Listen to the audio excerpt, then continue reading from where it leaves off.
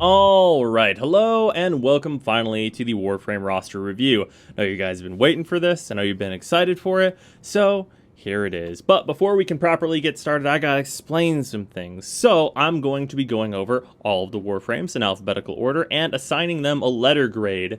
So let's get to what those letter grades kind of in general mean. And first and foremost, we have the top, which is S rank. S rank is for Warframes that are oppressively, good in a degree that is kind of broken. Where they are just so strong that they not only make the game a joke, but are so ever-present in, pretty much everything you match into, that it just destroys, basically everything. Thankfully, right now we don't have any S-rank Warframes, as the power level of the game has kind of shifted in general over the last year. So, let's move on to Rank A. Rank A Warframes are just the best of the best. They have amazing abilities, lots of uses. They are incredibly good at the game's core game types that people are playing for the best rewards, etc., etc. These are just Warframes that are good at basically everything, and if you see them anywhere, they've found their place. Then we have B rank. B rank is not, contrary to popular belief, B rank is not that far below A rank. It's actually right under it, and that is because these Warframes are just okay. They have one or two powers that might make them stand out in certain scenarios, but in general, their overall kit just isn't strong enough for them to be ever-presently powerful and have, constructed niches in most cases, outside of a couple of instances where they have niche important cases for game modes that no one gives a fuck about. And then below that we have C rank. C rank is for Warframes that, when compared to A rank and B rank Warframes, are just bad, but they're still perfectly capable of completing all the content in the game. It's just going to be significantly more difficult for those Warframes, as they either are clunky and just difficult to set up and use in general, and they just don't reward you for doing the difficulty to set up and use in general thing.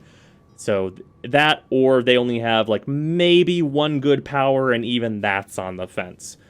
And then finally we have D rank, which thankfully has no Warframes in it anymore, which was don't use them under any circumstances. They are that bad. Thankfully we don't have to go over any of those Warframes this year, so let's get started. Alright, first and foremost, we have Ashe. Ashe moved from a B- to a regular B rank, and right now, I would say that he is probably a poster boy of what it means to be just okay. And with that, he has his Shuriken, which, if augmented, can strip armor. Not bad. His smokescreen, which is a low-level power invisibility. There is a lot of invisibility in the game right now, and smokescreen is just okay. It has a lower duration, but also lower cost, but duration means everything when it comes to invisibility. That being said, he does technically have an augment to give group invisibility, but it's not very useful because this ability is not recastable.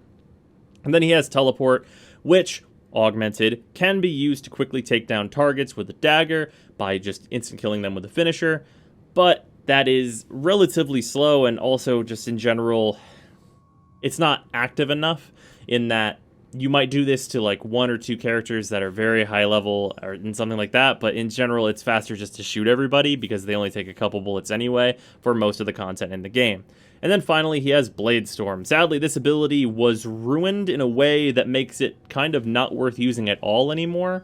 And it's sad to say that this power is something that you should just completely ignore, because with just very tiny changes, such as Ashe not being a part of the Blade Storm itself, this ability would be very good, and I think it would be easy to recommend Ashe for A rank, given some small buffs around the edges, but right now he's just kinda because he's missing the final piece of the puzzle, a 4, to bring him all together. But now we get to talk about Atlas. So Atlas was at C-, and he remains at C-. Atlas never had puzzle pieces to put together. He's only ever really had one piece, which is Landslide. Landslide punches dudes. And yep, that's it. He can punch dudes, and it does okay damage, and there's some meme builds for one-punch manning people. That exists. Tectonics has the beyond niche use case of being able to block the ability of the enemy team to score an index, which is so niche it might as well not exist because index is pretty easy anyway. Petrify is slow and shitty, but is, I guess, a way to get loot if you want to hate yourself. And the Rumblers are fucking dumb. They are as dumb as what they are made of, which is rocks. And they don't really do very good damage, and in general, they're pretty slow. So, what can Atlas do? You can punch a guy, but also you could do anything else. But if you really want to punch a guy, you could do that. That's the thing. Next up, we have Banshee. So, Banshee, over this last year, has improved in a strange way. So, Banshee moves from B to now A-, and I'm tentatively giving her A- because it's a little bit on faith, I guess, in the player's ability to not die. And a little bit of that is given her Prime, because her Prime is significantly better at not dying than regular Banshee. So, while it would be hard to say someone should use regular Banshee, telling someone they should get and use Banshee Prime is actually pretty easy due to that survivability hike, which might sound a little weird. But given that, Sonic Boom has the ability to strip armor when necessary, but it's never necessary because Sonar exists. So Sonar is the highest damage increasing ability in the entire game. This ability will very easily allow you to do millions on millions of damage, which in any real case is more than you will ever need. Like, you're getting millions of damage with a machine gun if you're using Banshee, which is incredibly powerful. Silence at the current time can technically be used for some farms, particularly focus farms. And whereas I don't personally think that that is the best way to farm focus, it is definitely a thing to do, and some people do find that to be the best way. And in general, Silence is also a stun, which helps with some of the survivability around Banshee Prime.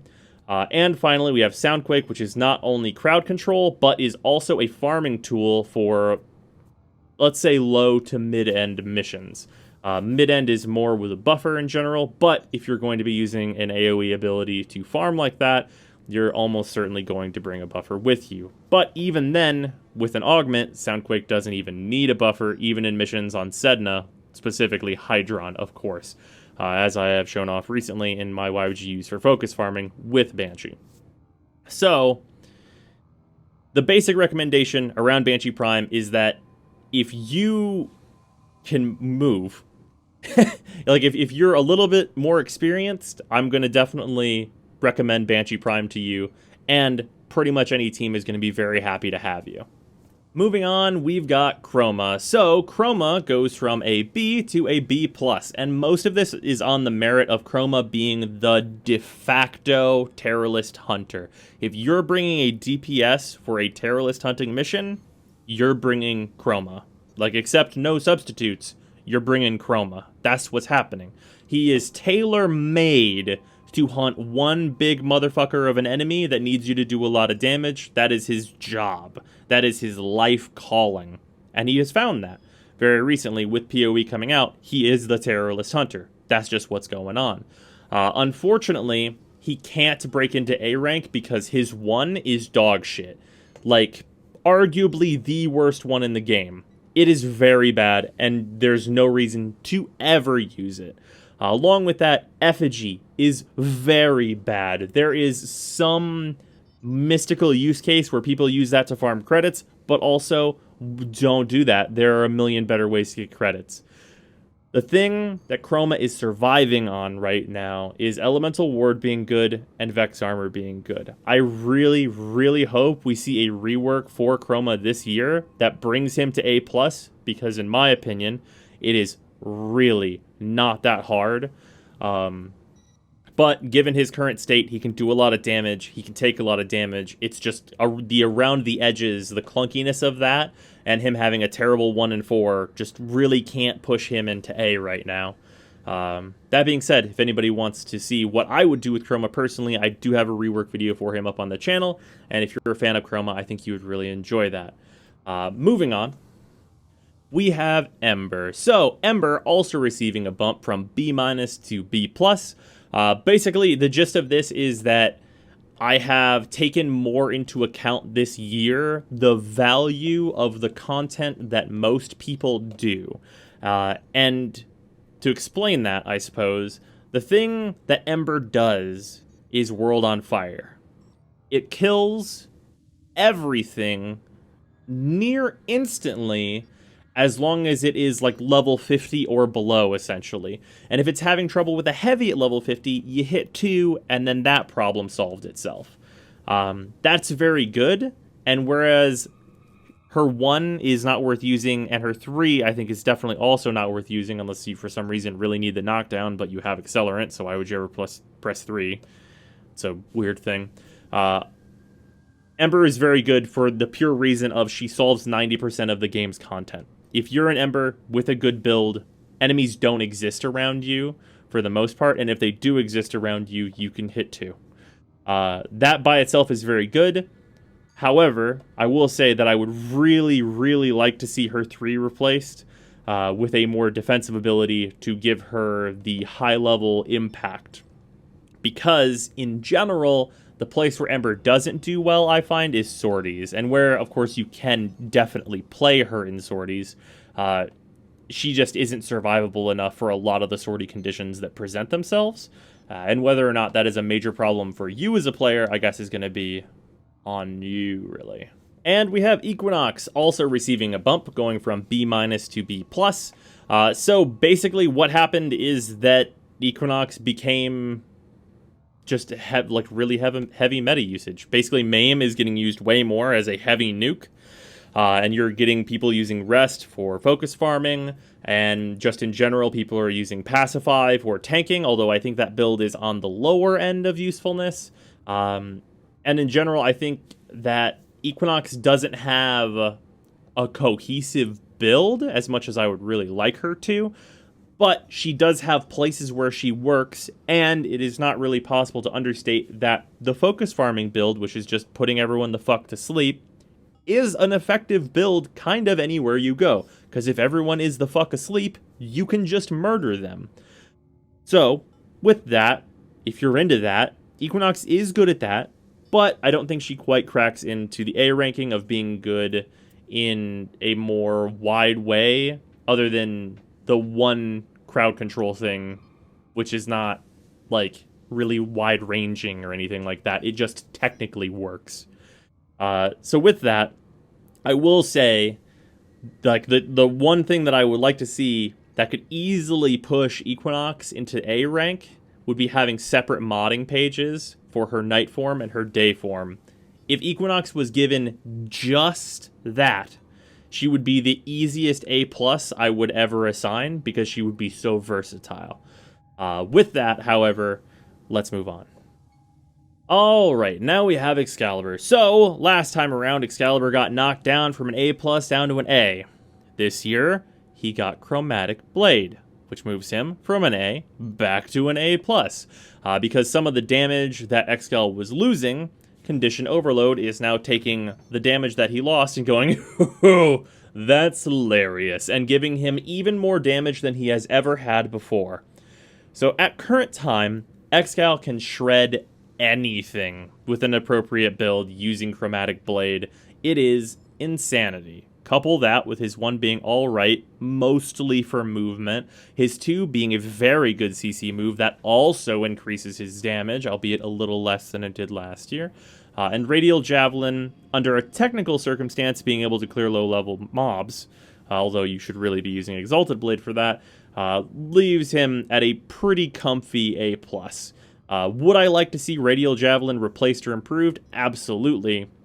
But the fact of the matter is that Excal really just doesn't need that, and he functions on every single mission in the entire game. It's impossible, I think, to find a place where if you bring an Excal, you're not going to at least have an alright time. Outside, nope, even there. Never mind. Then we have Frost. So, pretty much nothing has changed for Frost. He was an A, and he remains an A. What does he do? He locks shit down. Avalanche freezes fucking everybody. Nobody can move. Now you can murder them. It's got a pretty good AoE. Also, there's some armor strip in there, which you can technically build for. Snow Globe. Do you want to defend an objective? Hit 3. That objective is now defended. Hit 3 a couple more times to stack your globe. Now you don't have to worry about that objective, and you can kind of kill enemies at your leisure. Couple that with Ice Wave with its augment being quite good crowd control in general, and slowing down huge amounts of mobs for long periods of time, and his 1 being okay in its right. I think his 1 should be a little better than it is right now, but it's fine. Like, if you are playing solo and you want to just have an enemy that you can worry about later, it is a thing you can do. You can just freeze a motherfucker and then deal with that shit later.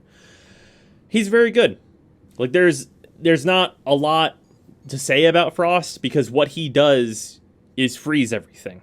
That's his shtick. That's his theme. He does that theme well. He puts a snow globe around an objective, and now you don't gotta fucking worry about that objective. That's what he does. There's not much more to say. And now, unfortunately, we come to Gaara. So, it is very sad for me to say that Gaara is a B rank.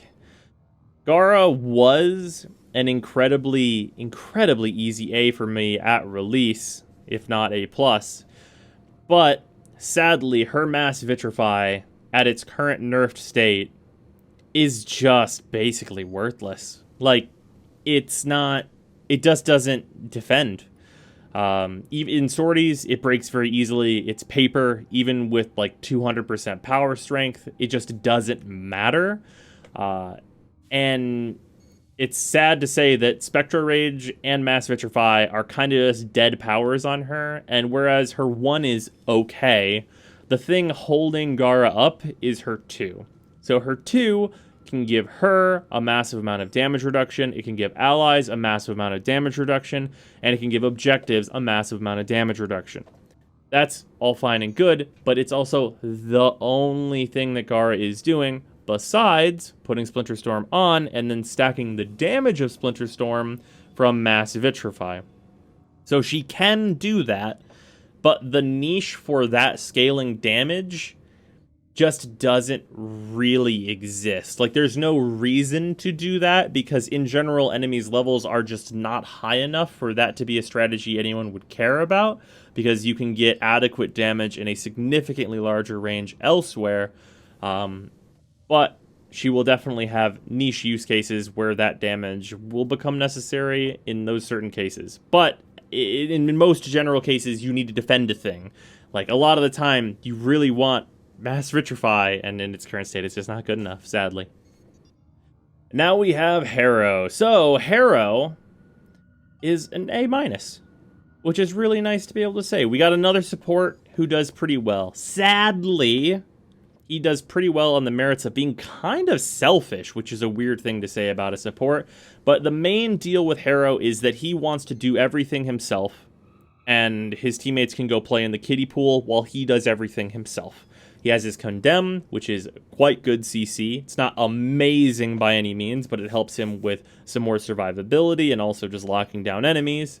The thing that is a bit restrictive about Condemn is the area in which you cast it and like kind of the terrain that you need for it, but it is not too restrictive as to not be useful. Penis is a really good damage buff from him. Make no mistake, sacrificing your shields from this because you can just regen shields with Condemn is very worth it, and it will hurt a lot for you to use Penis and then kill enemies. Then he has Thurible, which allows him to self-tank very effectively, but the thing about Thurible isn't so much that he can give his allies energy as much as it is that he can give himself energy, and he wants to be the one getting all the kills, so you can't really provide energy to a DPS Warframe, because if you were to do that, then that DPS Warframe is getting all the kills, and then you're no longer providing energy, and it's this vicious cycle of Thurible is only good for Harrow himself, or in some very minor cases, if he were to help us crowd control Warframe, which is not a likely scenario. Besides that, he does have Covenant. So Covenant is what makes Harrow kind of an instant pick for a current Terrorist farming party, being able to make everyone immune to the giant damage phases that are there. And, of course, Covenant also provides another damage buff that Harrow can use on top of Penance, and it's just very, very powerful. He's really good at doing a lot of damage with guns. He gives himself a lot of energy. Combine that with quick thinking, makes him like nearly impossible to kill. And Condemn gives him some good crowd control potential. So he's a good Warframe and a mediocre support, let's say. Hydroid. So it makes me very happy to say that Hydroid went from a fucking D all the way up to an A-. I'm giving an A- to Hydroid mostly on the merit of what the current kind of meta of the game is the thing that Hydroid he's just really good at it. He's very, very good at the current thing. And the current thing is kind of AFK farms on interception and stuff, and also getting more loot. And he's good at both of those. He can use his augment on Tentacle Swarm to get more loot from specific enemies. Using him to farm for Condition Overload, to make Platinum, and also bringing Necros and stuff with you for those types of things is incredibly good. And with his buffs, he is not like completely useless in other departments now. The augment for his Tempest Barrage allows him to strip a lot of armor and utilize the new scaling damage from his Undertow, which can scale very, very quickly and kill a lot of enemies when used appropriately. Along with that, Tidal Surge makes him pretty quick on a balanced build, and shockingly, he's just kind of good in general right now. I know that is insane, because given last year's review, it's like, how are they ever going to get there, man? But Hydroid is pretty good right now. He really has fitted in to a really good spot, which is insane. But yeah. Inaros. So, does it surprise anyone that Inaros was an A+ and stayed at an A+? Didn't think so. So nothing has changed for Inaros, except there are some mod improvements for Inaros. Those being mainly that his 4 has an augment now, which is insane and everyone should use it. That makes it so he's immune to status procs. And also, we got Hunter Adrenaline, which is a strictly better rage. So now he has even more infinite energy. Inaros is like the god king of regenerating health and causing crowd control havoc and not dying. And fuck, man, he's terrifying. Like, even in, like, let's say Sortie 3 with a damage increase on enemies, you still can't stop Inaros. Like, he can just stand in front of you, and if he sees a problem, he's going to throw sand in its face, and then the problem doesn't exist. Couple that with daggers suddenly being better with the release of PoE, so we have very good daggers for him to use that can use the instant kill stuff from those, and also be good melee weapons in general. Means that he always has an instant kill on hand. The fucking list goes on. He has like the longest single target crowd control in the entire game with Devour. He's just fucking powerful. Like, there's no two ways about it. If you don't have Inaros, fucking get Inaros. There's no content you can bring him to that he won't crush. In a similar vein, we have Evaru, which, surprising no one, again, was A+, and has stayed at A+. She has her quiver, which has 3 out of 4 good arrows, only one of them basically seeing no use, and they're just good in general. Her stealthing arrow is very good. In particular, the best thing in her quiver is her sleep arrow, which is insanely powerful, allowing Evaru to be the Warframe that can literally hit the actual cap for number of interception rounds completed with very little trouble besides you staying awake. There's that. And then Navigator, which with quite a few weapons like the Archiplasmor, like the Zenistar, etc., the list goes on, can just decimate entire armies of enemies. And those aren't even her best abilities. She has Prowl, she's not invincible. Well, essentially, I guess. She's invisible permanently and gets a headshot bonus and can steal loot from enemies. It's impossibly strong. The downside to Prowl is that you're a little on the slow side, but if you just get used to rolling around, you're really not even that much slower, and it's an insanely good ability. And then follow that up with the massive, soul-crushing damage of Artemis Bow, especially given Hunter Munitions coming out. This ability destroys. If you have a Hunter Munitions stat stick for this thing, I would highly suggest using the Baza, personally, because it is like her de facto primary weapon that will inherit mods onto the Artemis bow. Like, just use it. Just use her. She's so fucking good. She's a little hard to get, but is a very good farm for new players because spy missions have a lot of stuff that you need. Just get Evaru. Just do the thing. Continuing in the same vein, Limbo is bumped up again, like with Hydroid, all the way from D, because he was shit garbage, all the way up to A, which is mightily impressive. So, first and foremost, he can banish enemies. And this is pretty much exactly the same as it's always been, except now he has his 2, which is Stasis. So, if he takes anyone into the Rift, time is stopped. He is in total control of his Rift now, in that you can do whatever you want.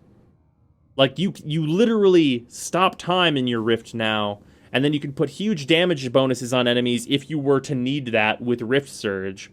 Rift Surge adds a little bit of micro to your ability to keep only certain enemies in the Rift with Cataclysm, and combining Cataclysm with Stasis for objectives, specifically things like mobile defense, means that enemies just can't do it. They can't fucking deal with it.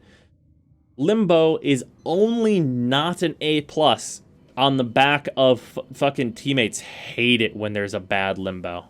Like, Limbo gets a lot of shit because there are a lot of people that are fucking ass at playing Limbo, and that is so ever present that it actually affects his final grade. Like, people will actively leave groups if there is a Limbo in the party. So, the main thing that I would tell you if you want to play Limbo, who is insanely strong, is either play solo, or please be aware that your teammates are trying to play the video game. Like you can stop time, but just don't stop it everywhere. Max range isn't the only build. Alright, it's time to talk about Loki. I know a lot of you are probably wondering why he went from S rank to A+. Well, here's the thing that happened with Loki. Nothing happened with Loki.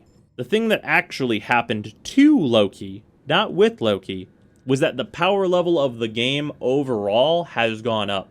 And the meta has shifted to where Loki's abilities just aren't as in demand anymore. And they're still very good, but they're just not as ever-present and crushing as they used to be.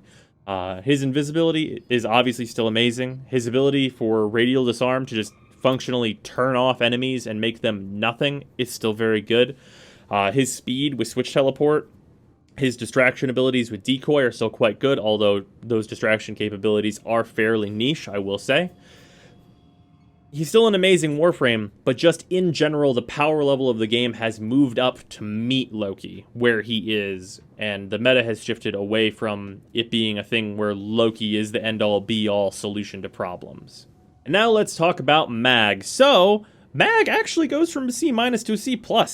I know all of you are probably shocked to hear that, but Mag got some improvements, and they kind of flew under the radar. Like, I feel like a lot of people will probably not even really think about it, but she got some mobility improvements to her abilities to let her move around a lot more, which really does help her be on the way to being a good Warframe. Would I ever suggest anyone play as Mag? No, absolutely not. She's just a C+, and she definitely needs more help. Did she get better? Yeah, for sure. She definitely still has her 1. Her 1 is okay crowd control, that does exist. Her 2 is obviously in some niche scenarios going to be good for damage, but is in general just too clunky to really utilize. Her 3 is unfortunately just not useful, even though it obviously Polarize used to be a god weapon. And Crush is still not worth using either, as it's still too slow. Even with the improvements to her powers overall.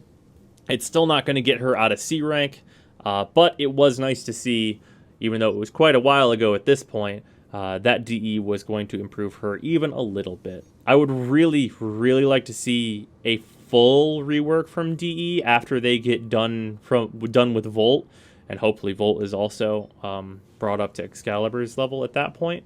But yeah, I I think that they're on the right track. Hopefully, the track of improvement for Mag, even if it is a long road, it is a road of improvement only from this point on. Mesa, my favorite Warframe. Shocking absolutely no one. She is A+, and she remains at A+. Mesa's one and only downside is that her 1 isn't useful. But, given that, her 1 could be fixed very easily, first of all, by just removing its damage cap, as then you would have like a one target nuke to utilize, which would be very good for Mesa. So I'll just say that right off the bat. But outside of having a bad 1, her 2 is fantastic. It gives her a damage buff and close range crowd control, which she really needs. Also, it buffs your teammates, which is very good.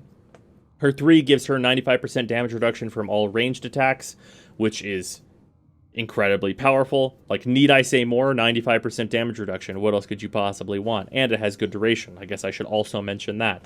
And then finally, to top all that stuff off, she has Peacemaker, which is an intensely powerful 50-meter AoE, just murder beast, where you're just... It's fucking Soldier 76's, like, ultimate power, or whatever the fuck you want to call it, where you have a reticle, and it just auto-targets everything in that, and they all die.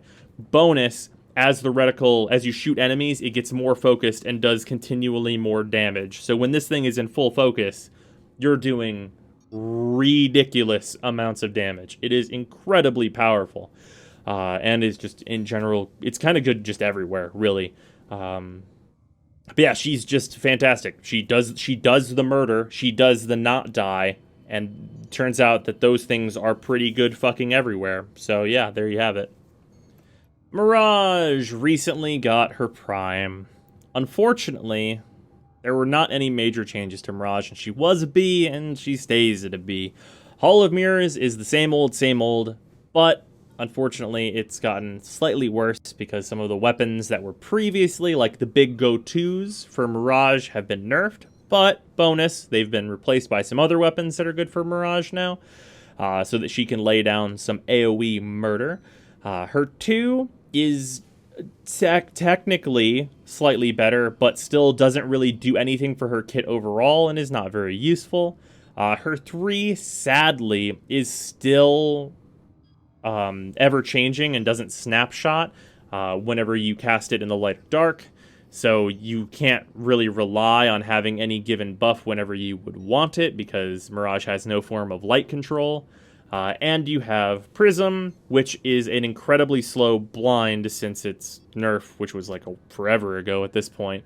So, whereas she can get a lot of damage or a lot of defense from Eclipse, it's hard for her to control it.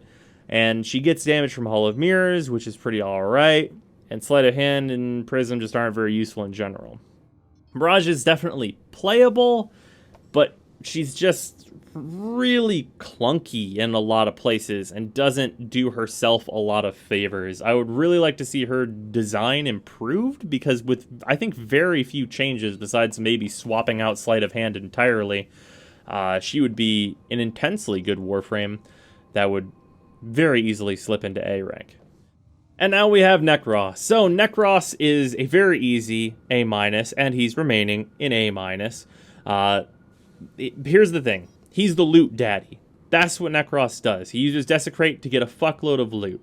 With the current mod combinations that are available in the game, he can use Desecrate to also tank like a motherfucker, because Despoil and health conversion exist, giving him an absolutely intense amount of armor. Plus, Terrify is solid enough crowd control, and you can do a heavily defensive build with Shadows of the Dead if you were to, for some reason, feel the need that you needed to do that. Soul Punch, also with an augment, maybe has some niche use cases, and in general is just a knockdown, which is alright. The one major downside that I think Necros has is that, like I said before, Terrify is a pretty good crowd control. It's not amazing. And Shadows of the Dead at current time is an immediate downside because it takes up spawn slots in the game. And in general, you need those. Particularly in survival, which is basically Necros' home, you want as many enemies as possible.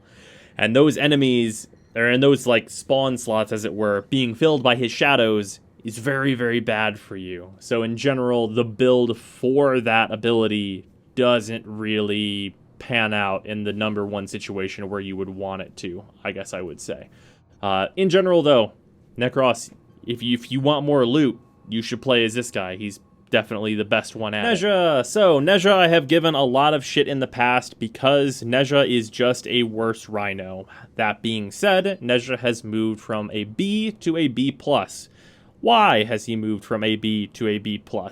The longer I test Nezha, the more and more obvious it becomes that being a worse Rhino is being a pretty fucking good Warframe.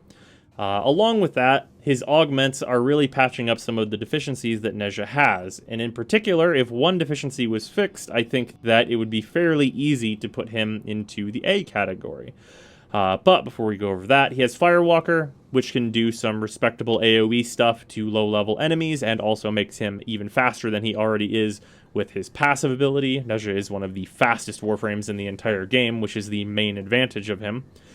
Blazing Chakram is unfortunately still clunky, but is technically a teleport, which is alright, and it can also technically provide healing, but I think Blazing Chakram is a very weak ability overall due to the hard-to-control nature of it, let's say. Besides that, he has Warding Halo, and this comes to the point where one improvement to Nezha could really change the way he's played and make him significantly better. That being, if Warding Halo was inherently recastable, it would make Nezha leagues better than he currently is. That being said, at the current time, Warding Halo does have an augment that allows you to put it on other allies, but unfortunately does not give him recastability as well. So, that's still pretty good for defensive options. It just, unfortunately, has a limited time of use, and you have to survive whenever it breaks, which is a tall order.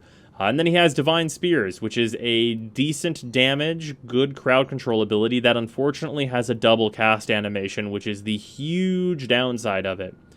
But in general, like I said, most of what Nezha does is just being a worse, much faster Rhino, and that's not so bad. That's really not so bad. Nidus. So, we all know and love Nidus. He's very, very good.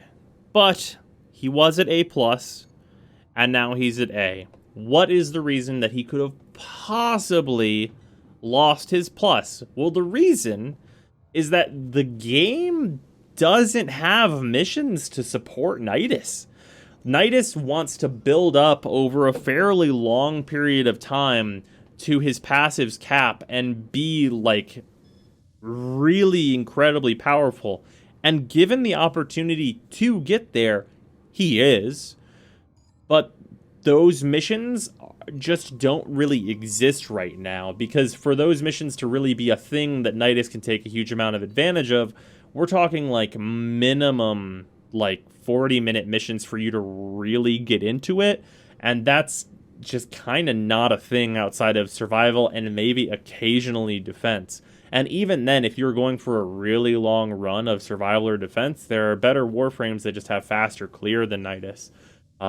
With that, of course, his Virulence is incredibly good. His Larva is a very good crowd control. His Parasitic Link makes him functionally completely fucking unkillable and pairs very, very well with Virulence. And, because I didn't mention it, Larva and Virulence is a combo that works together so well, as you can see in his diorama. And then even beyond that, he has Ravenous, which can provide a modicum of crowd control, crowd control and also team support. That combined with Virulence making the maggots explode for respectable damage.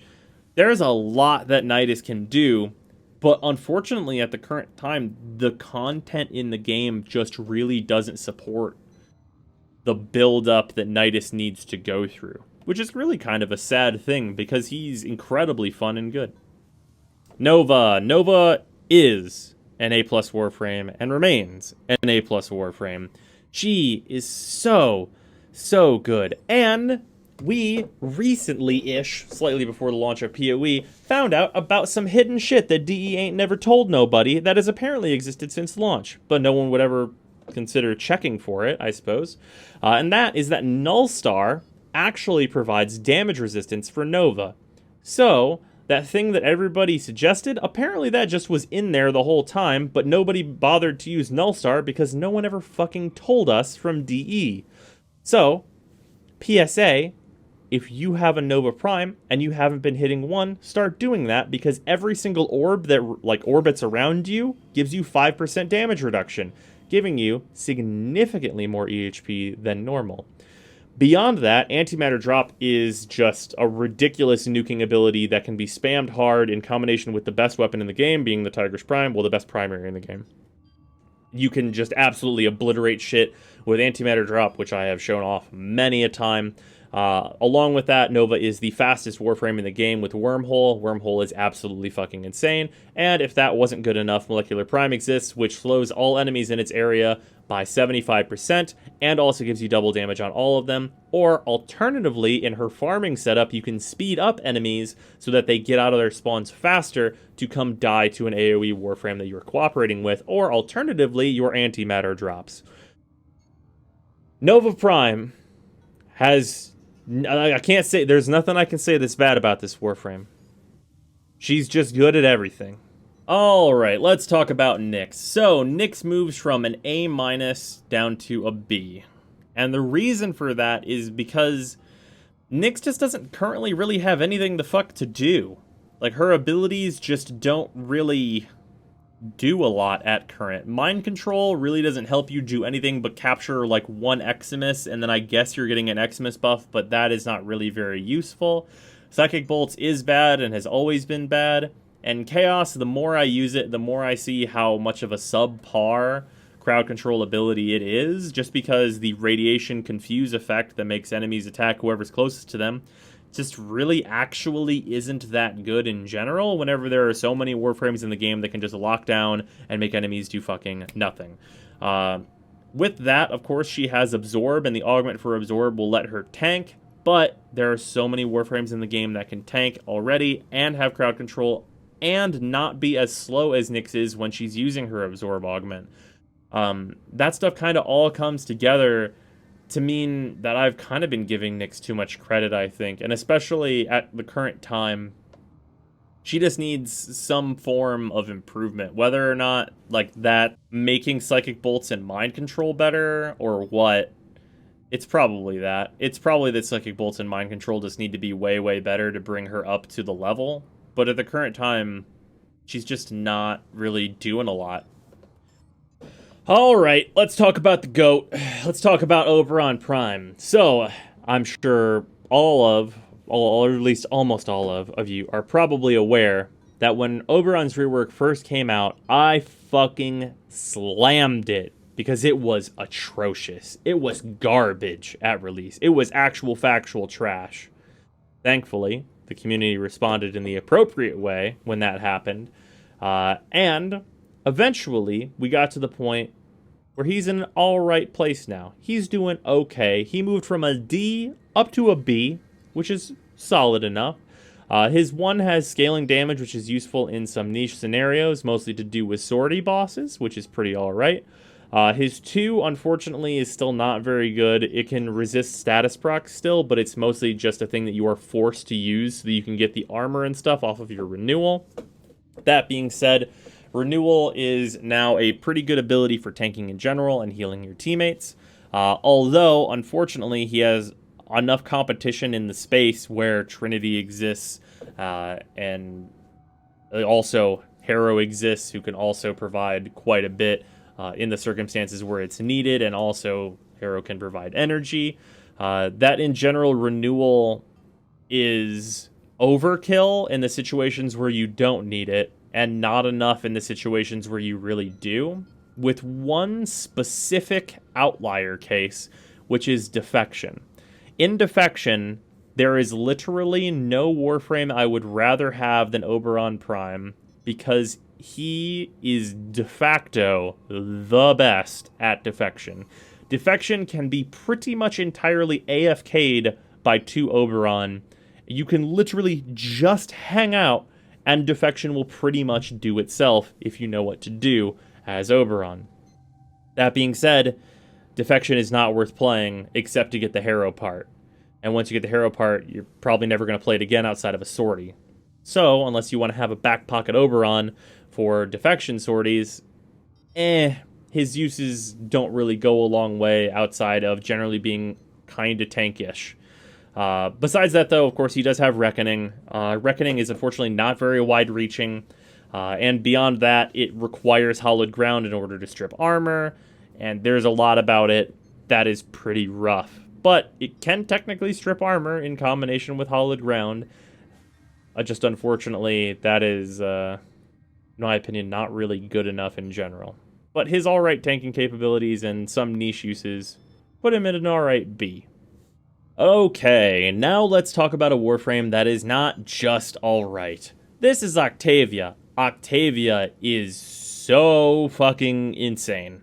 She's just like an absurdity of power, really. So much so that I considered putting her in S rank, but I don't think she's quite there just from a meta perspective at the current time. Whereas I just think that pretty much nobody is using her really as it stands, which is pretty surprising considering her intense amount of power. So first and foremost, she has her mallet, which you pretty much throw this at any enemy you want, and it's an AoE where the enemy will stand in it, be aggroed to it, shoot it, and kill themselves. And that damage stacks up, killing everyone in the AoE. That AoE can be increased either by using your 4 or your 2 on it, which means that you can kill a lot of fucking enemies in a really respectable area by literally just being like 1-4, done, take a break, hang out, chill. The enemies will solve themselves. Like, there's plenty of sorties where if you throw your 1 into, say, the middle of the hyena pack, they fucking do the job for you. They fucking killed themselves. It is ridiculously high scaling damage. With that, Resonator also, in addition to being able to pick up mallet and carry it around and murder your enemies, also attracts the attention of enemies and gets them to follow it. That being said, mostly this ability is just to take mallet around and kill enemies. That's pretty much what it does. And due to a recent fix, while mallet is on Resonator, they can still shoot the mallet, which allows it to still increase its damage. And then we get to the truly crazy part of Octavia, which is Metronome. Metronome is an entire MMO's worth of fucking buffs. It is so many buffs. So you can get a speed buff, you can get a melee buff, you can get a weapon damage buff, which is multi-shot, not directly weapon damage, I suppose, and invisibility. The main one there is the invisibility that you can get by just spamming the shit out of crouch if you have an appropriate song for that. That allows you to be invisible. You can refresh that and this ability, and also this can be given to your entire team. So if an enemy, or not an enemy, if an ally fucking swiggity swoots up to you and then teabags the shit out of the floor near you, they now have invisibility for 30 plus seconds. That shit is fucking crazy. And also, if they're just around shooting their gun, they can get the multi-shot buffs, etc., etc. Metronome is insanity. And on top of that, you have Amp. So, Amp, if there's sound in the area, which there always is because there's the death cries of enemies and the fucking explosions and gunshots that are happening at all times in Warframe, you get a massive, massive damage buff. You can get upwards of like 300, 400% damage, and it's crazy. The one thing that is unfortunate, and only at the current time, and I really suspect it will be fixed pretty soon, is that Amp is actually currently bugged to not calculate bonus damage the right way right now, so it's actually lower than it's supposed to be. But even given that, it's still incredibly useful, and once it's fixed, like it almost for certain will be, it'll be just fucking nutso crazy. Oh, and beyond that, she has the best passive in the game, which is when you use abilities, start regenerating energy. What the fuck? She's absurd. She's a fucking absurdity. Like the easiest A+ ever. Almost S.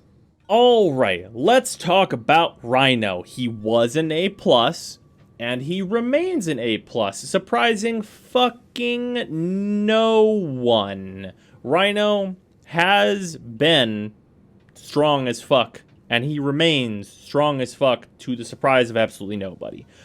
His 1 is incredibly good with its augment for just his big combo build that makes him just fucking completely invulnerable. His 2 is the thing that makes him completely fucking invulnerable, immune to status. It can stack up so much to give you just hundreds of thousands of EHP to the point where Rhino doesn't even understand the concept of an enemy fucking damaging him. It is an absurdity. And then with that, he also has Roar, which is a very respectable damage buff he can give himself and his entire squad. And if that wasn't enough, even by itself, Rhino Stomp exists, which is not only capable of low-level farming, which is very good and a thing that we all need to do. Also, it is a massive crowd control area, an absolutely massive area for 10-second plus hard time stop crowd control. It is insane. Like, if you have been watching, or if you've hung out on the streams, you've seen me use Rhino. You know what Rhino does. You know the insanity that is Rhino. He's just so fucking strong. Alright, now let's talk about Saren. So, at current time, I have moved her from B- up to B, and that is mostly on the merit of her technically being able to clear low-level maps of mobs. That also including Hydron. That being said, I would say that she does it worse than the current, like, heavy meta Warframes that are doing that, a la Banshee. But along with that, she does have a couple of builds that are okay. That being the Molt build that allows her to regen, that also utilizes Toxic Lash to increase melee damage, and you use that with wide-reaching melee weapons to do a respectable job of clearing enemies. And then, of course, that is combined with Spores at the same time, so that you are inflicting your Discount Nova debuff. And that build is okay. It's okay. There's stuff to be done here, but in general, the main thing that I feel like I will pretty much always be able to say about Saren is that she is a discount Nova, and much like with Neja being a discount Rhino, that's not so bad. It's just not as good as it probably should be. I think that Saren could be massively better, and that she should be, personally, but she's just not there right now. Hopefully that happens at some point. Alright, and now, unfortunately, we have to talk about Titania. So Titania goes from C down to C- as one of the bottom runners of the pack. So, the thing about Titania is that her 1 technically gives her status immunity, but that's not very useful because status immunity doesn't do a lot for you if you die in one shot. She has Tribute, which is about the clunkiest possible fucking ability ever that still has shitty buffs. She has her 3, which is a incredibly hard to control crowd control ability that tends to fuck you over and not really work properly. And then she has Razor Wing. Razor Wing can do some pretty alright damage. There are quite a number of builds for it that will work pretty respectably. The problem with that is that you need to be in basically Arc Wing to be using Razor Wing. Honestly, if you could just use the Dex Pixia without being small and moving very slowly and shit, Titania would probably go up in grade just from being able to have the actual normal on-land better movement.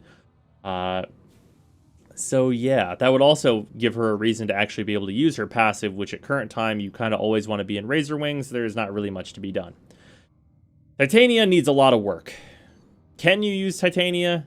Yes. Would I ever suggest it? Absolutely not.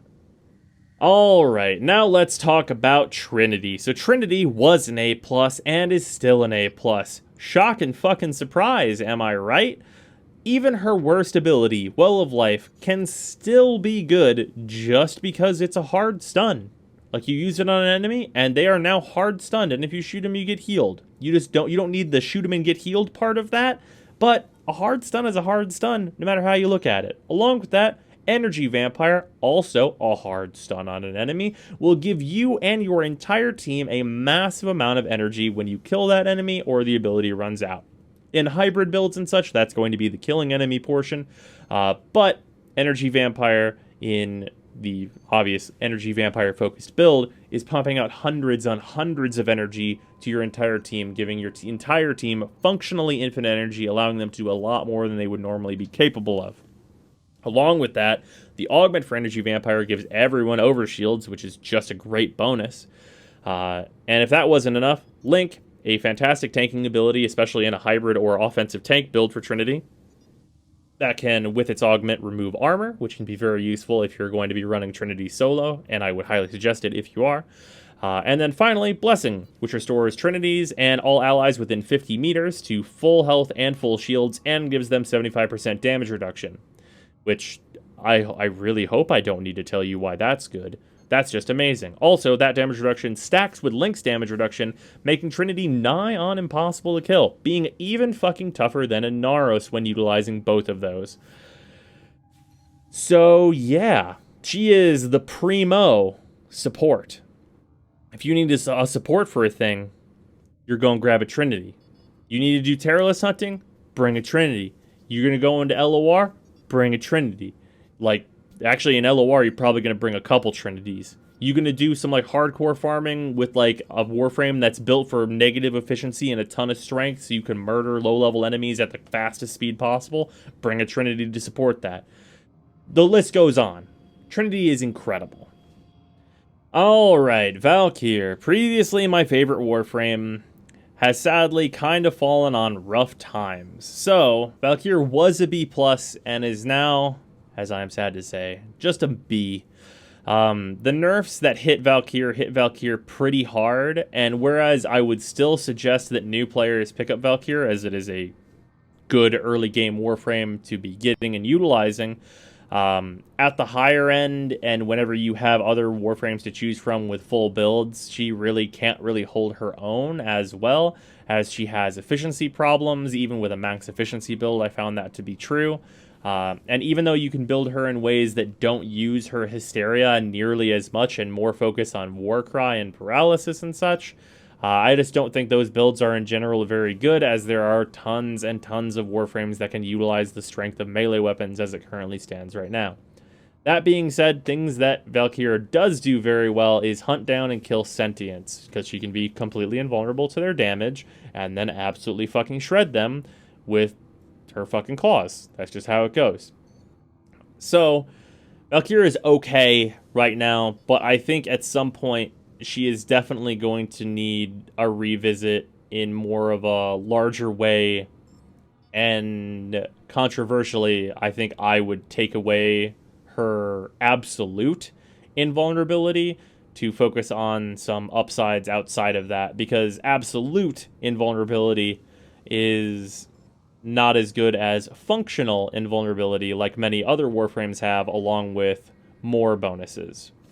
And getting into the end here, we have Oberon Prime. So Vauban was A- and remains A-. The thing that Vauban does is he crowd controls motherfuckers. His Vortex is very good at that. His Bastille is very good at that. He has a lot of methods to go about crowd controlling everyone, everywhere.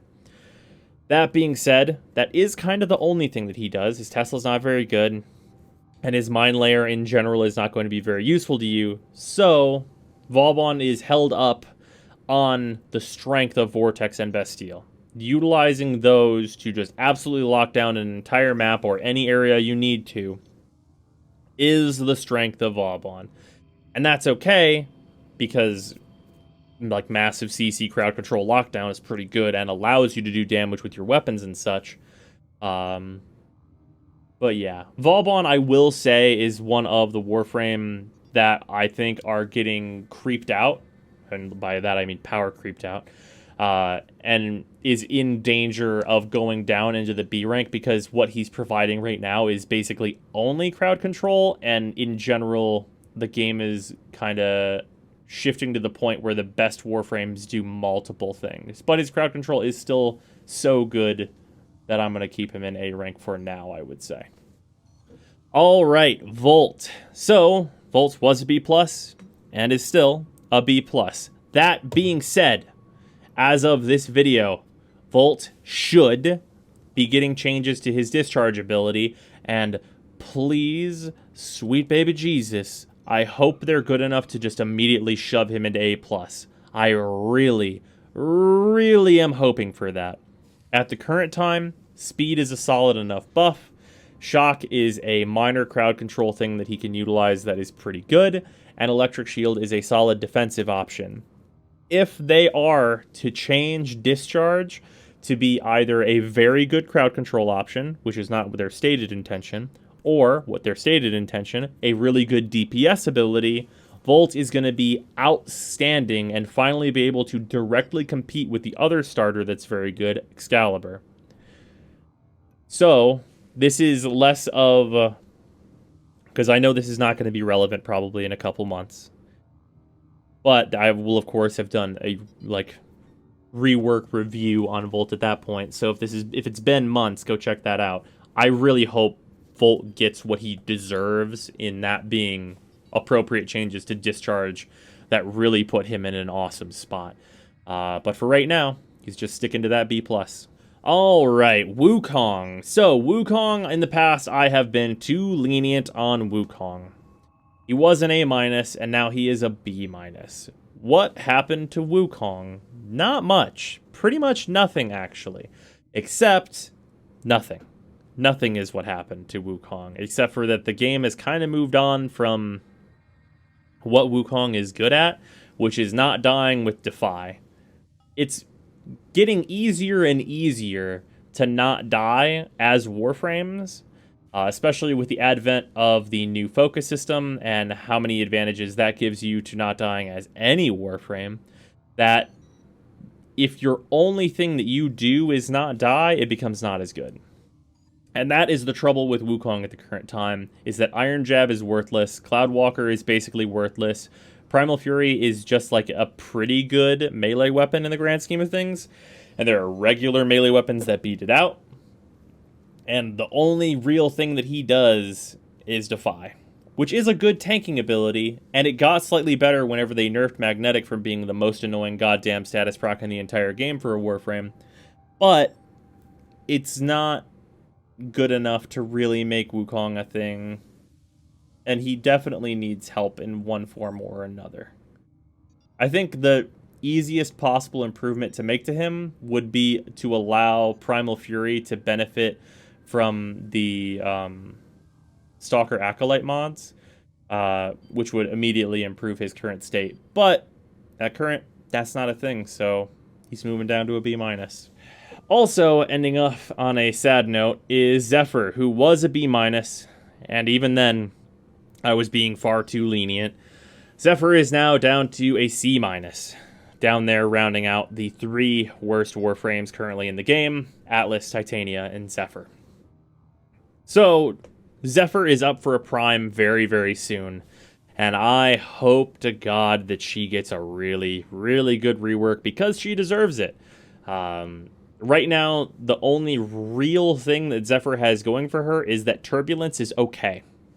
Turbulence helps her survive, but not in so much that it really, it's not like Iron Skin or something. Like, you're still vulnerable to status procs. Explosions can still fuck you up. And it can just fail to reflect things in some cases. And Tornado is like an active detriment to your team. Tailwind and Dive Bomb, Dive Bomb does essentially nothing, and Tailwind is like an extra bullet jump, which is not that useful, especially given that operators are doing what they're doing right now whenever you work on them. And yeah, I really hope to see Zephyr get a really impressive rework that does a ton for her, but if I'm being honest, I'm not really holding my breath for it. So, that is going to do it for the full Warframe review. Hopefully I am able to edit it down to not be 2 hours long, and well, you'll know that by now, so welcome to the end of the video, I guess. It's been fun. It took a lot longer than I wanted it to, I guess. But yeah, it's been a good time overall. Hopefully the Warframes in C rank get some work, and then instead of not having any D rankers, we can not have any C rankers next year. How about that? That'd be pretty good, huh? So yeah, anyway, I'm terrible at ending videos. I hope you guys enjoyed this, and I will see you next time.